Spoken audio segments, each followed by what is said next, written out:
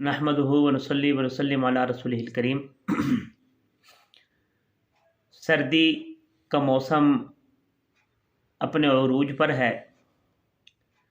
और खून को जमा देने वाली सर्दी हम बर्दाश्त कर रहे हैं,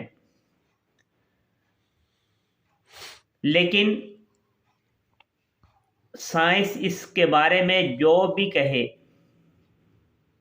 साइंसी नज़रियात इस सर्दी के बारे में जो भी हों, लेकिन आप सल्लल्लाहु अलैहि वसल्लम ने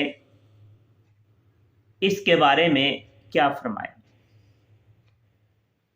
आप सल्लल्लाहु अलैहि वसल्लम ने इरशाद फरमाया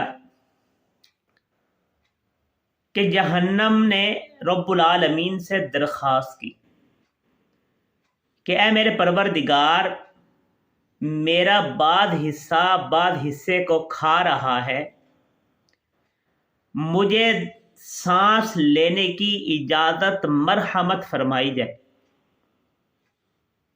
तो रब्बुल आलमीन ने उसकी दरख्वास्त को कबूल कर लिया और जहन्नम को साल में 2 मरतबा सांस लेने की इजाज़त मरहमत फरमाई।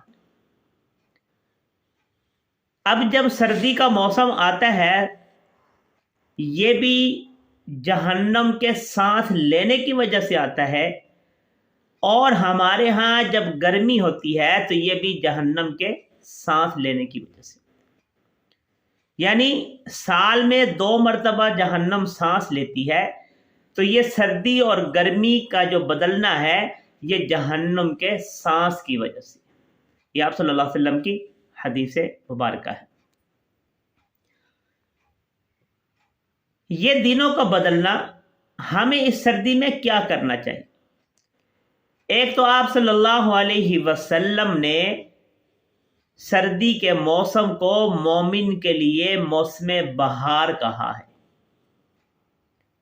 आप सल्लल्लाहु अलैहि वसल्लम ने मोमिन के लिए सर्दियों के मौसम को मौसम बहार कहा है कि ये मोमिन के लिए मौसम बहार है कि इसकी रातें बड़ी होती हैं, लंबी होती हैं, तवील होती हैं, और इसके दिन छोटे होते हैं, मुख्तसर होते हैं।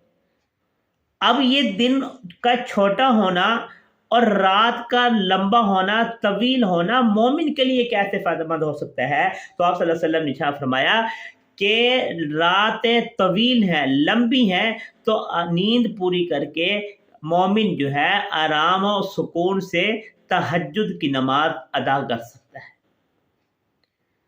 और दिनों का मुख्तसर होने से इस तरह फ़ायदा उठा सकता है कि आराम और सुकून से रोज़ा रख सकता है।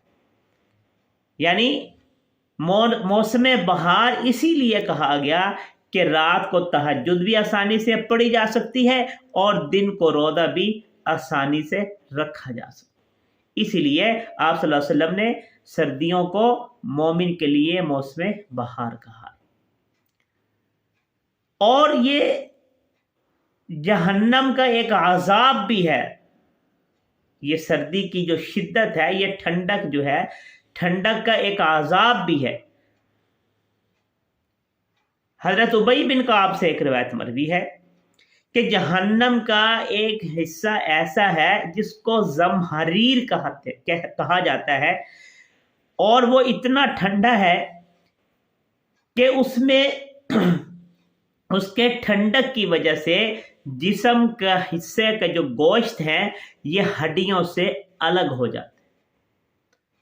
ये उसके ठंडक की शिद्दत बयान की जा रही है कि उस जो तबका है जहन्नम का, वो जो दर्जा है जहाँ पर ज़महरीरा का अज़ाब यानी ठंडक का अज़ाब रब्बुल आलमीन देंगे जहन्नमियों को, कि उनके ठंडक की वजह से उनका गोश्त उनकी हड्डियों से अलग हो जाए। और ये अल्लाह ताला की नेमतें भी हैं। सर्दी का मौसम आता है, मुख्तलिफ फल आ जाते हैं, गर्मी का मौसम आता है और फल आ जाते हैं। तो युक़ल्लिबुल्लाहुल लैला वन्नहार, ये दिन और रात का बदलना ये इसलिए है تاکہ ہم عبرت حاصل کریں، ہم اللہ کی نشانیوں کو پہچان لیں، ہمیں یہ معلوم ہو جائے کہ واقعی ہی اس کائنات کو چلانے والا کوئی نہ کوئی موجود ضرور ہے۔ ہمیں کیا کرنا چاہیے؟ ہمیں ایک تو اس سے عبرت حاصل کرنی چاہیے، اللہ کا شکر بھی ادا کرنا چاہیے کہ یہ جو موسم آیا ہے ہمیں اس کو برداشت کرنا چاہیے۔ بعض مرتبہ ایسے ہوتا ہے ہم اس کو برا سمجھتے ہیں، لیکن اللہ تعالیٰ کی طرف سے اس میں کوئی نہ کوئی بھلائی ہوتی ہے، اور بعض مرتبہ ہم اس کو اچھا سمجھتے ہیں لیکن اس میں کوئی نہ کوئی برائی ہوتی ہے، اچھائی میں برائی، اور قرآن کریم نے بھی اس کا تذکرہ کیا ہے، وَعَسَىٰ أَن تَكْرَهُوا شَيْئًا وَهُوَ خَيْرٌ لَكُمْ وَعَسَىٰ أَن تُحِبُّوا شَيْئًا وَهُوَ شَرٌّ لَكُمْ۔ بعض مرتبہ عین ممکن ہے کہ جس چیز کو تم ناپسند کر رہے ہو اس میں شاید تمہارے لیے حکمت ہو، بہتری ہو، خیر خواہی ہو، اور بعض مرتبہ وہ چیزیں جن کو تم اچھا سمجھ رہے ہو، جن سے تم پیار کرتے ہو، جن کو تم اچھا سمجھ رہے ہو، اللہ تعالیٰ کے نزدیک اس میں تمہارے لیے برائی موجود ہو۔ اس لیے جو کچھ بھی آ رہا ہے یہ اللہ کی طرف سے ہے، اور ہمیں اس پر برداشت بھی کرنا چاہیے، شاید ہمارے لیے یہی بہتر ہو۔ اور ہمیں کیا کرنا چاہیے؟ ایک تو اپنے لیے بھی کرنا چاہیے کہ اپنے آپ، سردی کا موسم ہے، اپنے آپ کو بچا کے رکھیں، اچھے گرم کپڑے پہنیں۔ کیوں کہ آپ صلی اللہ علیہ وسلم نے ارشاد فرمایا ان لنفسک علیک حقا، کہ تیرے نفس کا تجھ پر حق ہے۔ یہ نہیں کہ آپ کے پاس پیسہ ہے اور آپ سردی میں مر رہے، ایسے نہیں، بلکہ جتنی آپ کے پاس طاقت ہے، استطاعت ہے، اللہ پاک نے آپ کو دیا ہوا ہے، تو اپنے آپ کو یہ موسمی اثرات سے بچانے کی کوشش بھی کریں۔ اور کیا کرنا چاہیے کہ ہمیں اپنے جو نادار بھائی ہیں ہمیں ان کا بھی خیال رکھنا چاہیے۔